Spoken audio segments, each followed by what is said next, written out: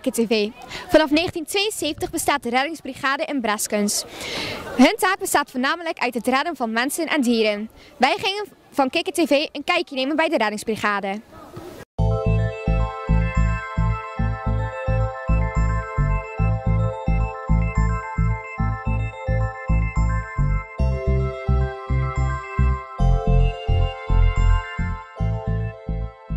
We zijn ontstaan in 1972. Bij de oude toenmalige gemeente Oostburg is er behoefte ontstaan omdat er meer toeristen aan de kust kwamen natuurlijk, om ook een stukje bewaking te doen van de stranden. Guus Christiansen is toen de man geweest die dat heeft opgezet. En gedurende een aantal jaren heeft hij ook de organisatie gedaan van de bewaking van de stranden.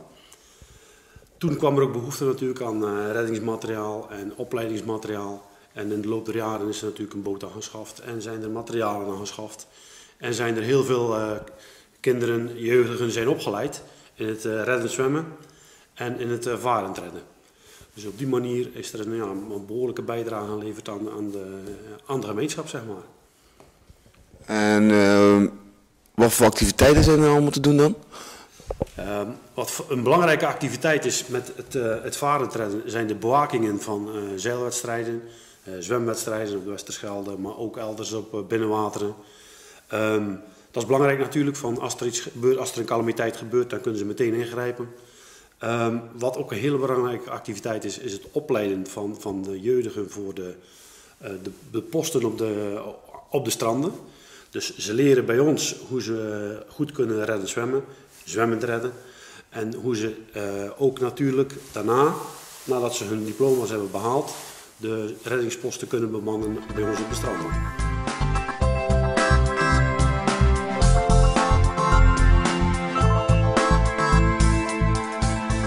Mijn naam is Guus Christiansen en ik ben lid van de reddingsbrigade West-Vlaanderen.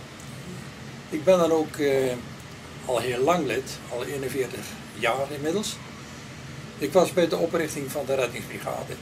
Ik voel me eigenlijk nog steeds prettig na die 41 jaar. Ik kom nog regelmatig in het zwembad, even kijken hoe het gaat. Even een bakje koffie drinken, even contact houden dus met de opleiders en examinatoren. En ik vind het gewoon fijn om dus toch nog die kinderen te zien zwemmen. Ik vind het heerlijk.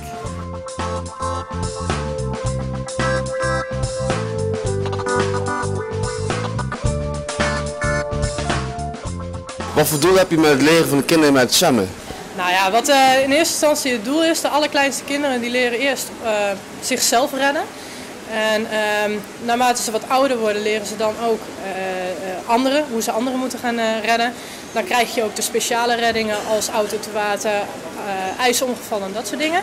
En mochten ze dan een zodanige leeftijd hebben bereikt, een jaar of 14, 15, dan komen ze in het eerste uur terecht. Dan geef ik ze nog weer les voor een hoger diploma. Maar tegelijkertijd ga ik al mensen selecteren om aan het bad te komen lesgeven. Dus ik leid ook nog eens een keer dan mensen op die de kinderen straks weer gaan lesgeven. Dus het is eigenlijk een doorlopende lijn. De kinderen beginnen hier vanaf een jaar 6, 7.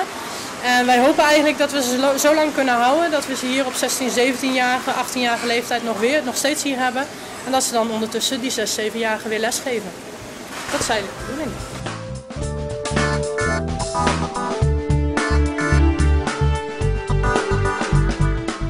Zie je het filmpje en denk je van ja, dit lijkt me hartstikke leuk. Je zoon, dochter, dus is altijd welkom. Als ze een zwemdiploma hebben, neem gewoon je zwembroek mee, badpak mee. En kom op zaterdagochtend naar de Eenhoorn in Oostburg. Kom ongeveer om 10 uur, dat is het mooiste tijd. En dan mag je gewoon lekker meedoen. Vrijblijvend, is gewoon gratis. En dan kun je altijd kijken wat je ervan vindt. Vind je het leuk? Ben je altijd welkom.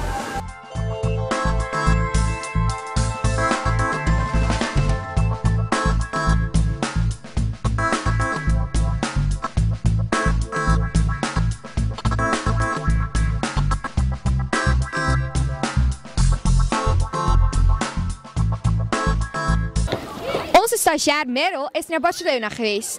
Ze hield ons op de hoogte door filmpjes te maken van alles wat ze deed. Hiervan een compilatie.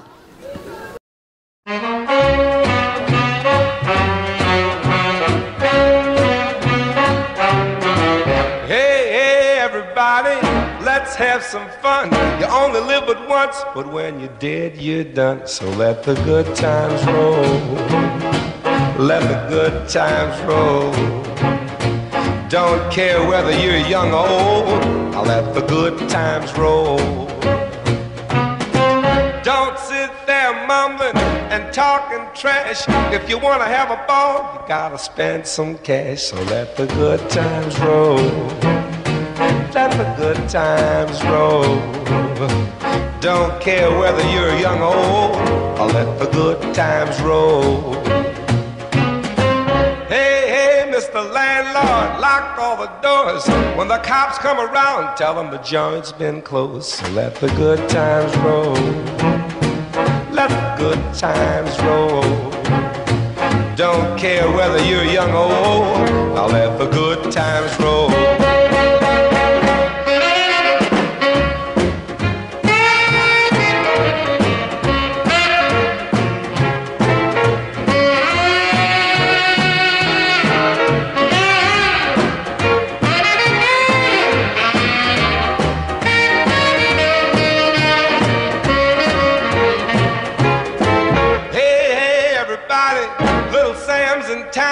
Got $1 in the corner and I'm raring to clown. But don't let nobody play me cheap. I got $50 more than I'm gonna keep. So let the good times roll. Let the good times roll. Don't care whether you're young or old. I'll let the good times roll. It makes no difference if it's rainy weather. Birds of a feather must stay together. So come on, all you swingers, and let the good times roll.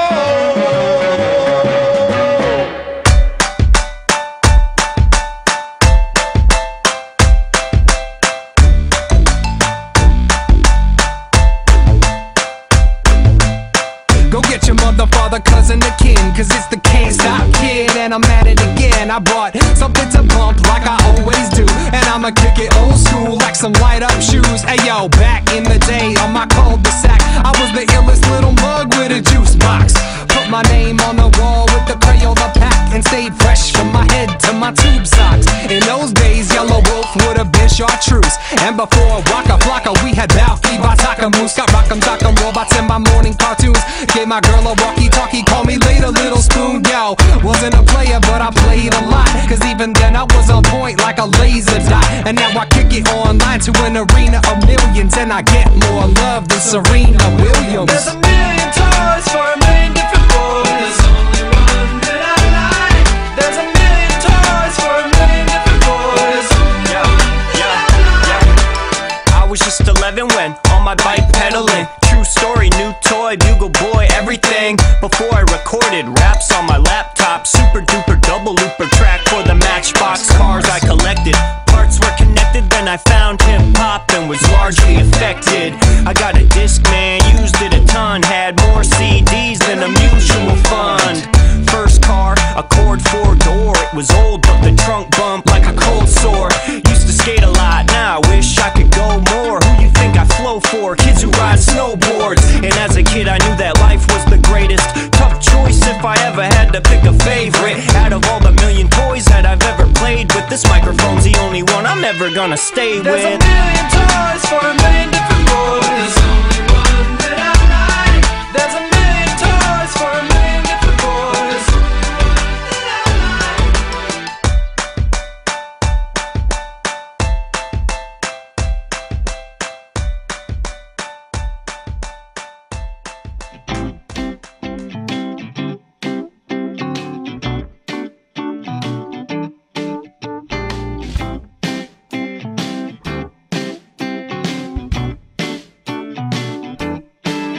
It's a Monday and there's so much to do. You gotta wake up soon, cause it's already noon.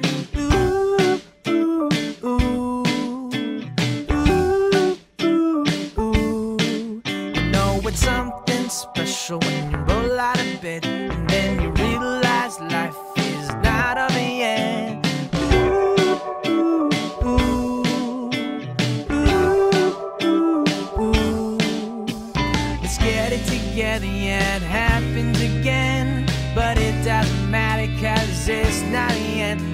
time to improve.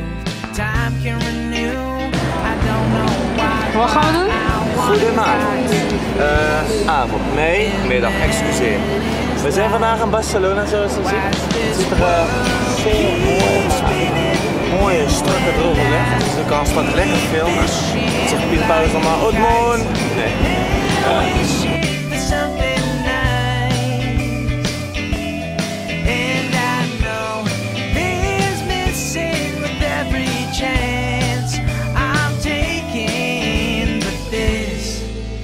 And that is life.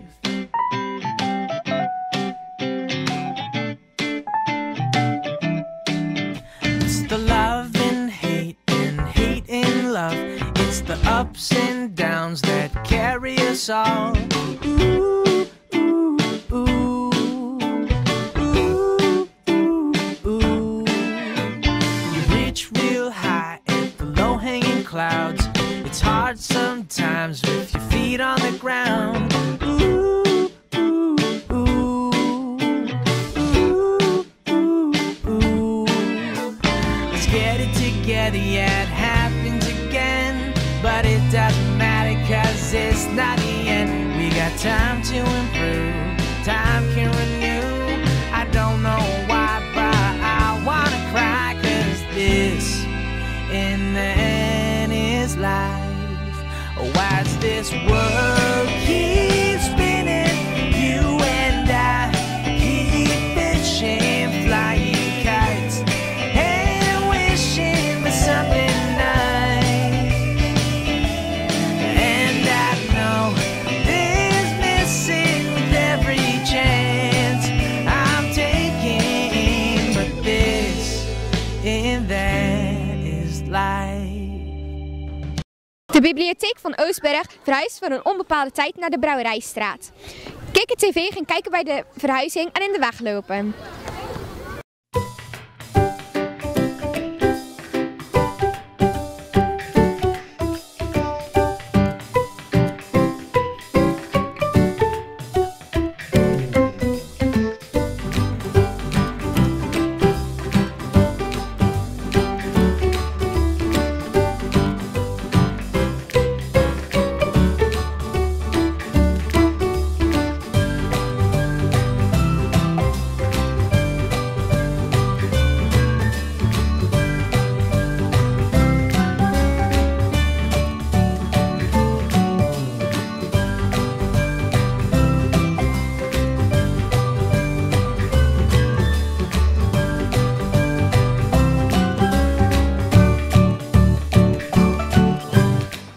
Ik ben Marijke Henze, ik ben de teamleider hier in Oostburg. En wij zijn bezig met onze collectie en alles in te pakken om te verhuizen. En waar gaat de verhuizing naartoe? Wij gaan tijdelijk naar de Brouwerijstraat hier in Oostburg, in het oude pand van de Dekker. En ja, voor hoe lang, dat weten we niet precies. Dat moeten we afwachten. We staan nu in de Hoekzak. Wat gaat er met de Hoekzak gebeuren? Ik heb begrepen dat hier tijdelijk de scholen inkomen omdat die gaan verbouwen. En wat er daarna mee gebeurt, weet ik niet. En wat gebeurt er met het personeel van de bibliotheek? Die gaan gewoon allemaal mee verhuizen naar de Brouwerijstraat. Maar we houden dezelfde openingstijden en wij moeten daar ons werk weer gewoon voortzetten wat we hier gedaan hebben.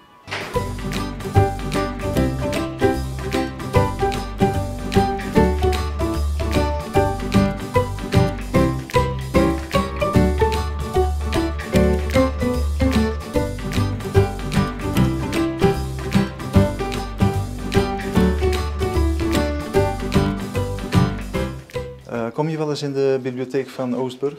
Ja, regelmatig wel. En wat vind je ervan? Ja, ik vind het wel goed. Ze hebben wel veel leuke boeken en zo ook voor de jongeren zelf. Dat is wel interessant ook. En weet je dat ze gaan verhuizen?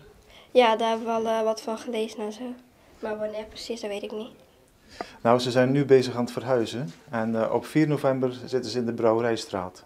Heb je nog boeken die ingeleverd moeten worden? Nee, op dit moment niet. De bibliotheek gaat 4 november weer open. Wij zijn 14 dagen nu gesloten, Om ja, daar alles af te breken en te pakken en hier weer op te bouwen en weer de kasten in te ruimen. Ja. En is er nog iets bijzonders bij de opening? Nou, we krijgen een tentoonstelling van Johnny Beres. En ja, die komt dat vooraf helemaal netjes inrichten. Dus vanaf 4 november is dat te zien.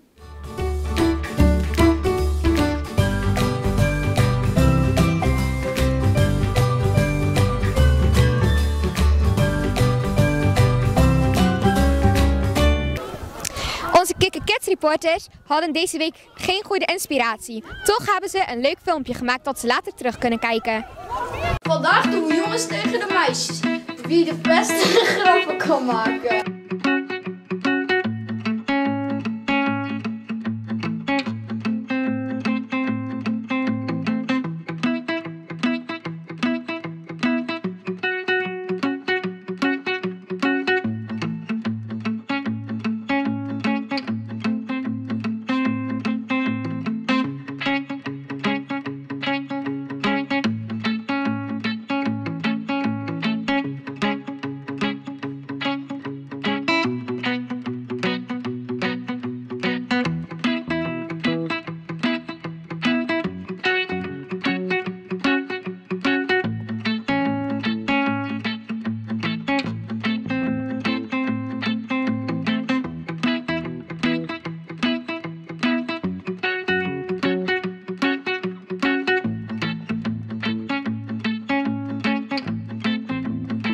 Wie vond je het beste? De jongens!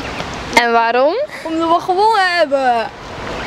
Oh, echt waar? Ja! Heb je gewonnen? En waarom heb je gewonnen? Omdat wij het beste waren. Weet je het heel zeker? Ja. Pesten jullie vaak meisjes op school? Nee. Waarom? Wie vind je de beste? De meisjes natuurlijk. En waarom?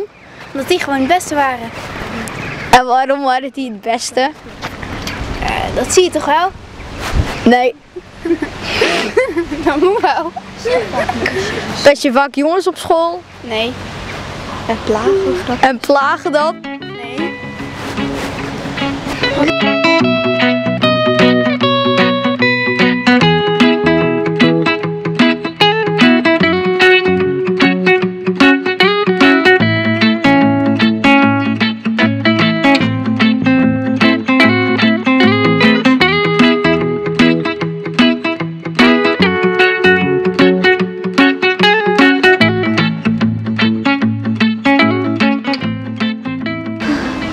Wie vond je de beste? De jongens.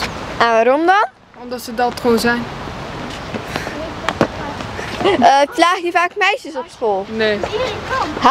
Dus je haalt nooit een keer een grapje uit? Jawel, maar niet met meisjes. En wat doe je dan bij jongens? Gemene grapjes, zoals duwen of zo, of laten struikelen. Ja. Dat is zonder iemand pijn te doen. Ja, maar niet als we dan... Wacht, wij zijn net zo'n bruidpikje of zo. Jesper, dan zeg je dat is een toeter dan hoor ik.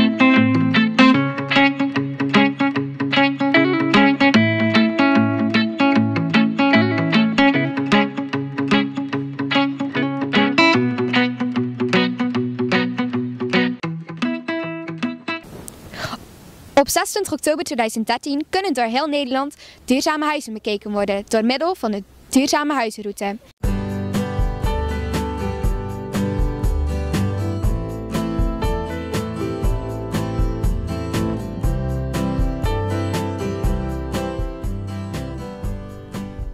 Ja, ik ben Rob de Gier.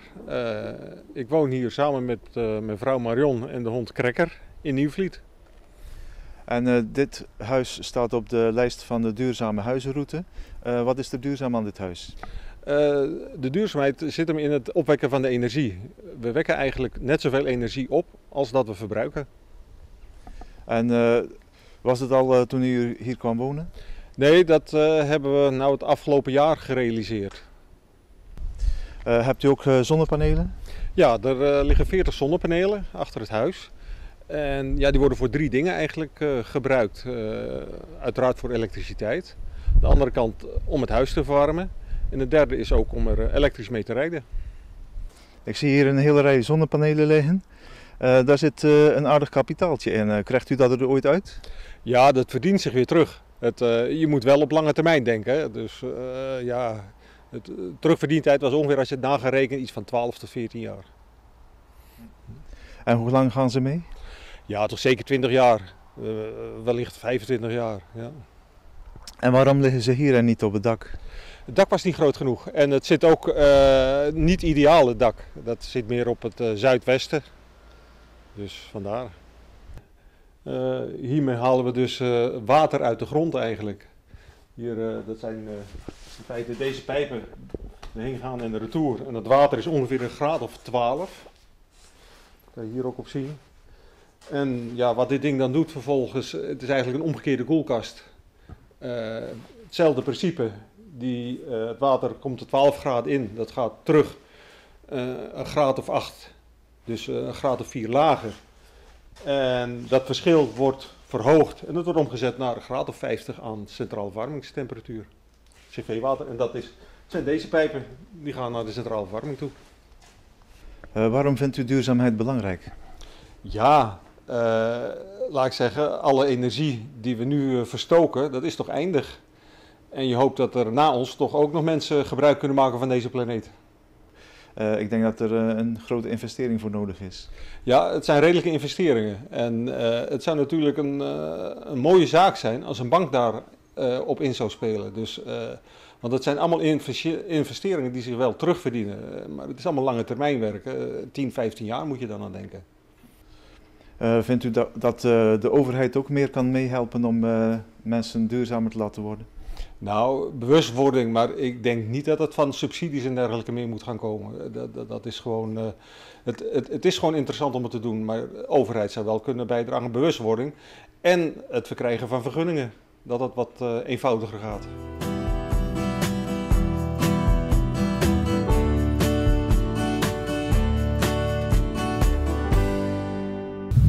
Wie de AC-testgalerie in Hoofdplaat bezoekt, wordt aangenaam verrast.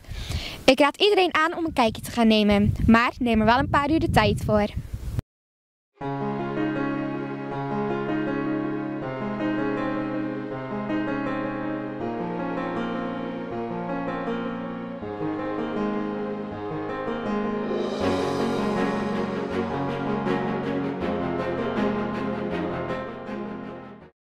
Mijn naam is Glenn Priester. Ik heb hier een tentoonstelling georganiseerd met een heleboel kunstenaars. En het thema is dan onbegrensd, letterlijk en figuurlijk. Dus bijvoorbeeld als je een serie landschappen zijn er en dan zijn er kunstenaars die letterlijk over de grens zijn gegaan. Maar het kan ook figuurlijk. Als je een surrealistisch landschap hebt, dan ga je in je hoofd over de grens. We bevinden ons nu in een ruimte waar voornamelijk de portretten zijn. Achter mij ziet u dan een portrettenserie van Yuriko, een Japanse. De overgang van pasgeboren zijn en je moet dan beginnen als kleinkind, als babytje, te gaan ademen. En dus in feite ook een grens passeren. We zijn nu in de voormalige kas. En deze kas heb ik nu een hele hoop zand neergezet. Hoofdplaat smeekt al heel lang om een schoon strand voor de dijk. De dijk bij uitstek een grens tussen water en land. En dat is dat prettig zijn als daar een schoon strand tussen ligt. Dit strand hier is 12 maanden per jaar bereikbaar en het is het schoonste strand van Nederland, omdat hij vol staat met kunst. En we hopen hier mogen zeggen dat zo snel mogelijk Hoofdplaat zand voor de dijk krijgt. In deze kast zien we ook allerlei beelden die met zee te maken hebben. En meer kan ik wel zeggen, iedereen wat zee, zand, zout en water en lucht inhouden. En daar zijn die kunstenaars volop mee bezig. Dit zijn de landschappen van Maarten van Noord. Hij werkt onder andere mee dat je bepaalde objecten, bergen, die zijn een soort iconen geworden. Dit is het kamertje van Hans de Heus. Hans de Heus is een miniaturist, calligrafeerd op perkament, echt het middeleeuwse werk. Toen is hij geëvolueerd van een miniaturist naar de 7 hoofdzonden. Dus hier de 7 hoofdzonden, 2 ervan, 4 heeft hij eraf. En dan is dan de bedoeling dat het, als het echt voltooid is, hij doet heel lang over zo'n werk, dat doe je niet zomaar 1 tot 3 op een achternamiddag, dan zal het waarschijnlijk ongetwijfeld een soort feestje worden. Helemaal passend ook bij de 7 hoofdzonden. Mirjana komt uit Sarajevo. Ze moest daar weg door de oorlog en is in Nederland uiteindelijk beland. Mirjana is een fotografe en een theatermaakster. Natuurlijk heeft Mirjana daar vriendinnen achter moeten laten in Sarajevo. En die heeft ze voor dit project opgezocht. En in 5 dagen heeft ze die vriendinnen dan gefotografeerd. Heeft ze besprenkeld met water. Dat water heeft ze opgevangen en dat verzameld in flesjes. En dan thuisgekomen in Nederland. Als ze dan heimwee heeft tussen die vrienden mist, dan heeft ze de flesjes en de foto's en dan zijn die vriendinnen toch weer bij haar. Dus dat is een manier om op een andere manier, ondanks dat er een hele geografische afstand is, een vriendschap te onderhouden. In de tijd heeft deze dames niet met rust gelaten. Dus als je de foto's bekijkt, dan kunt u zien dat in ieder geval de diverse vriendinnen het knap lastig hebben gehad. En dat zijn nog maar de uiterlijke, dus wie weet wat er nog allemaal geestelijk wordt op in zijn gebeurd.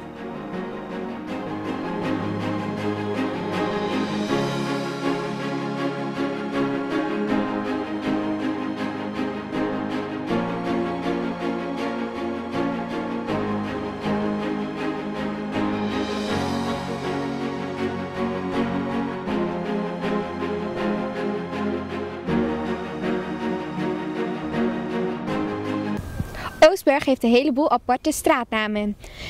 Bij enkele staan de betekenissen eronder. Maar lezen de mensen dit wel? Wij vroegen de mensen op het Ledelplein of hun de betekenis van hun straat wisten. Wij van Kikker TV staan op misschien wel het bekendste plekje in Oostburg, het Ledelplein. Dat zijn naam te danken heeft aan kolonel J.D.U. Ledel, die in 1830 Oostburg heeft beschermd tegen de aanvallen vanuit België.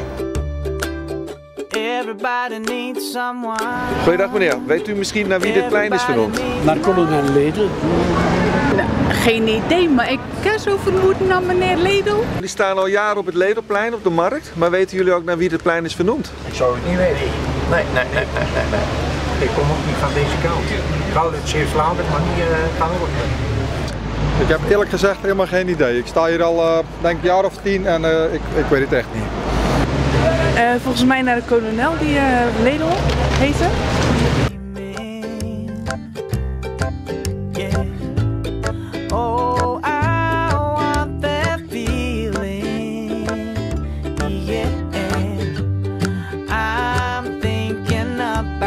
Goeiedag mevrouw, u staat op de markt op het Ledelplein in Oostburg. Hoe lang staat u hier al?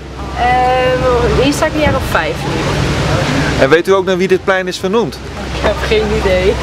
Ik kom niet van Oostburg, dus ik heb geen idee. Het was een kolonel uit 1830 die heeft Nederland beschermd tegen de aanvallen vanuit België. Oké, dat is vriendelijk van hem dan. Goed gedaan.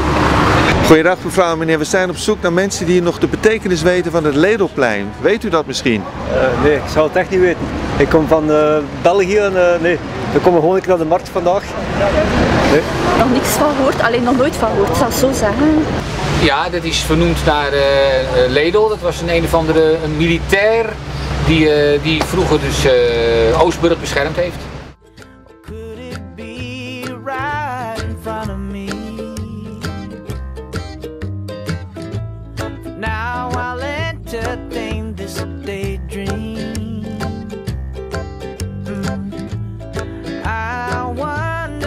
Dit was de Kikker TV weekuitzending. Bedankt voor het kijken en tot volgende week.